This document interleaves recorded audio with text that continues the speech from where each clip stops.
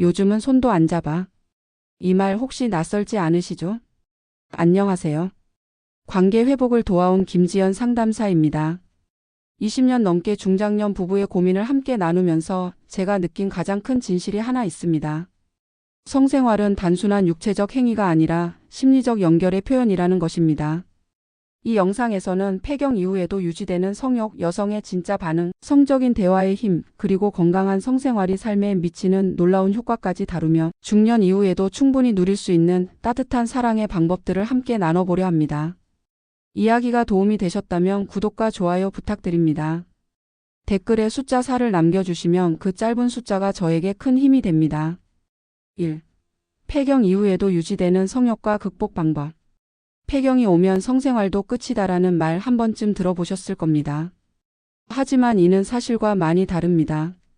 여성의 몸은 폐경 이후에도 여전히 사랑을 원하고 충분히 만족할 수 있는 가능성을 품고 있습니다. 폐경은 단지 생리의 종료를 의미할 뿐 욕구 자체의 종말을 뜻하지 않습니다. 실제로 여성의 성욕은 나이에 따라 단순히 사라지는 것이 아니라 오히려 더 섬세하고 내면적인 연결을 갈망하게 됩니다.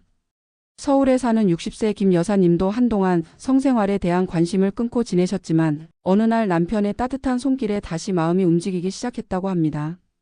왜 이런 변화가 생길까요?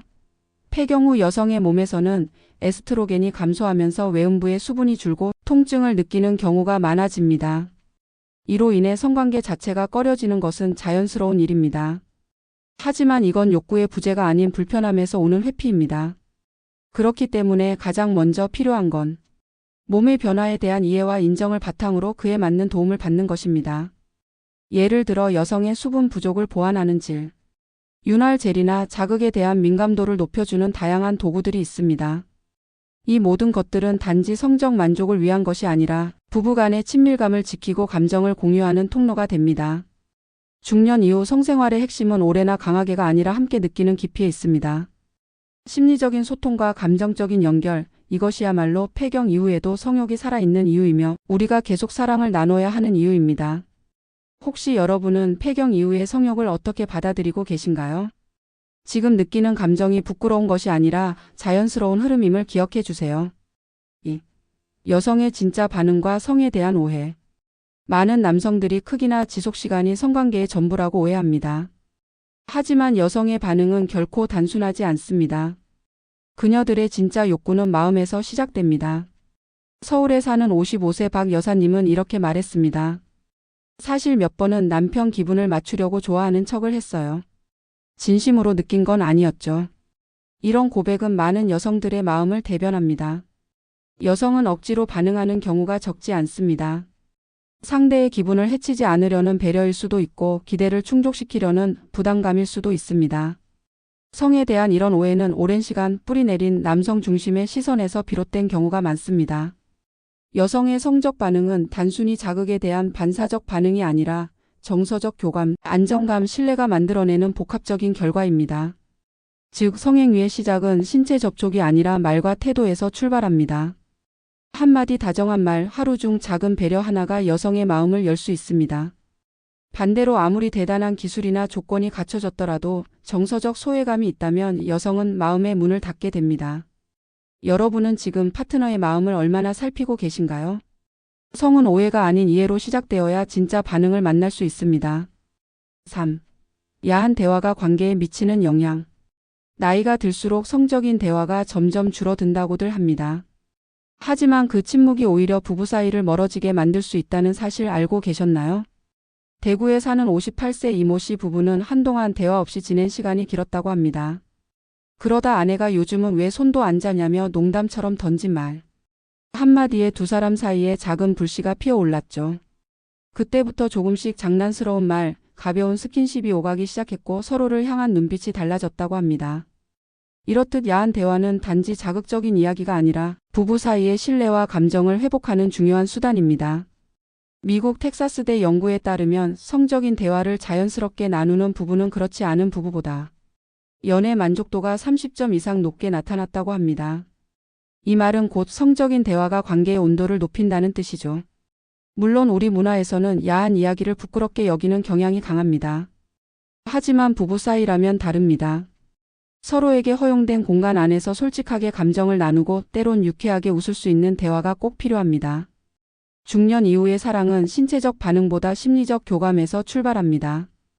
야한 이야기를 나눈다고 해서 꼭 그날 잠자리로 이어져야 하는 것은 아닙니다. 중요한 건 서로에게 아직도 당신을 원한다는 감정을 표현하는 데 있습니다. 그 설렘이 곧 애정이고 관계의 유연함이 됩니다. 여러분은 언제 마지막으로 파트너와 그런 대화를 나눠보셨나요? 지금이라도 늦지 않았습니다. 부끄러워 말고 작은 농담 한마디로 시작해보세요. 4. 낮과 새벽 시간과 장소의 유연한 접근. 잠자리는 밤에 하는 것이라는 고정관념 여전히 가지고 계신가요? 하지만 사랑에는 시간표가 필요 없습니다. 때로는 낮과 새벽이 더 큰 설렘을 안겨줄 수 있습니다. 경기도에 거주하는 52세장 여사님은 최근 남편과의 관계에 새로운 바람이 불었다고 말합니다.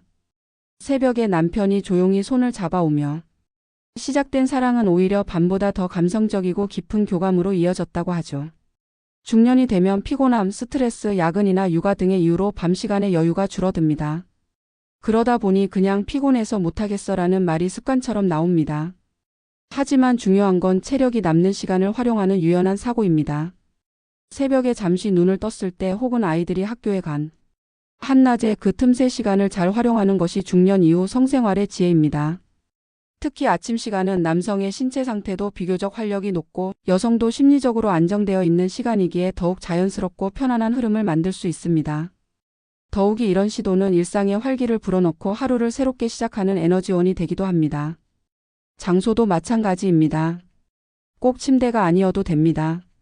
젊은 시절처럼 차 안에서 혹은 조용한 무인텔 같은 공간에서 새로운 감각을 경험하는 것도 좋습니다.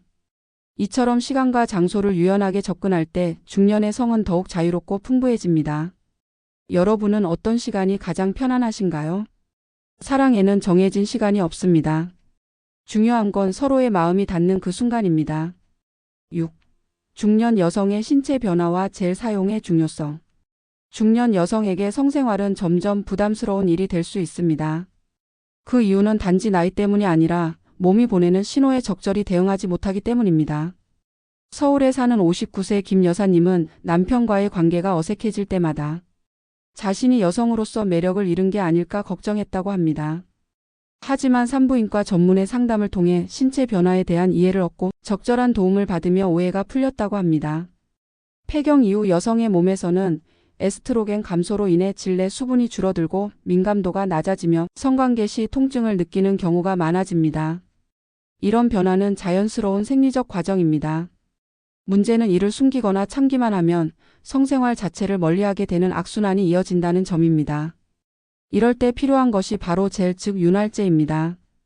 요란한 기구나 복잡한 장비가 아니라 단순한 수분 보충만으로도 관계의 질은 현저히 달라질 수 있습니다.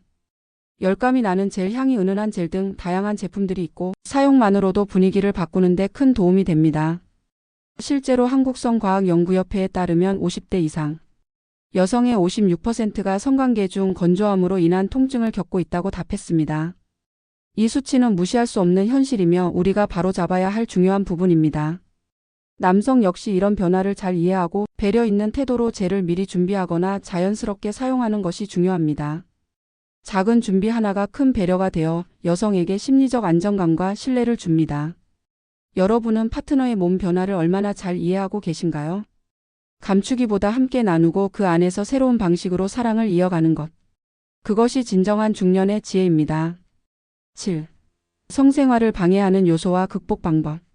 중년 이후 성생활이 점점 줄어드는 가장 큰 이유는 의지 부족이 아닙니다. 사실은 우리 삶 속에 숨어있는 여러 방해 요소들이 관계를 조금씩 침식시키고 있기 때문입니다. 먼저 가장 흔한 장애물은 피로와 스트레스입니다. 하루 종일 쌓인 일과 자녀 문제, 경제적 부담은 몸과 마음을 지치게 만듭니다. 이런 상태에서 자연스럽게 성적인 욕구는 뒷전으로 밀리기 쉽습니다. 두 번째는 서로에 대한 배려 부족입니다. 말은 줄고 스킨십도 사라지며 언제부터인가 서로가 불편한 존재처럼 느껴지는 경우도 생깁니다. 특히 몸의 변화나 심리적 부담을 표현하지 못하고 혼자 끙끙 앓다 보면 오해와 거리감은 더 커지기 마련입니다. 세 번째는 문화적 금기와 심리적 저항입니다. 나이가 들면 성에 대한 이야기를 꺼리는 분위기, 혹은 이제 그럴 나이가 아니야 라는 말들이 자신감을 꺾어버립니다. 그렇다면 어떻게 극복할 수 있을까요? 우선 대화를 시작하세요. 직접적인 표현이 어렵다면 감정 중심의 이야기로 시작해 보세요. 요즘 당신 손이 따뜻해서 좋아 같은 말이 분위기를 바꿉니다. 다음으로는 환경을 새롭게 바꿔보는 것도 좋은 방법입니다. 낯선 곳에서 하룻밤 여행, 새로운 속옷, 향초 하나로도 분위기가 달라질 수 있습니다. 중요한 건 시도하려는 마음입니다. 마지막으로는 몸과 마음의 건강을 함께 챙기는 습관입니다. 꾸준한 운동, 충분한 수면, 간단한 스트레칭만으로도 에너지가 회복되고 성욕 또한 자연스럽게 살아납니다. 지금 성생활이 멀어졌다고 느끼시나요? 그렇다면 방해 요소를 하나씩 제거해 보세요. 그 과정이 곧 관계를 회복하는 첫걸음이 될 수 있습니다. 중년의 성생활은 단지 본능이나 습관이 아닙니다. 삶의 한 부분이며 파트너와 나누는 정서적 교감의 결정체입니다. 나이가 들수록 우리는 서로의 마음을 더 잘 이해하고 더 깊이 연결될 수 있습니다. 폐경, 신체 변화, 피로, 스트레스 이런 모든 요소가 우리의 사랑을 멈추게 하지는 못합니다. 중요한 건 서로를 향한 애정과 따뜻한 손길 그리고 함께하겠다는 마음입니다. 이야기를 정리하며 드리고 싶은 말씀은 하나입니다. 사랑은 멈추지 않아야 합니다. 몸이 아니라 마음으로 시작되는 관계, 그 따뜻한 연결이 바로 여러분의 삶을 더 깊고 아름답게 만들어줄 것입니다. 이야기가 마음에 드셨다면 구독과 좋아요로 응원해주세요. 댓글에 숫자 4 하나만 남겨주시면 저에게 큰 힘이 됩니다. 여러분은 어떻게 생각하시나요? 여러분의 이야기도 댓글로 들려주세요.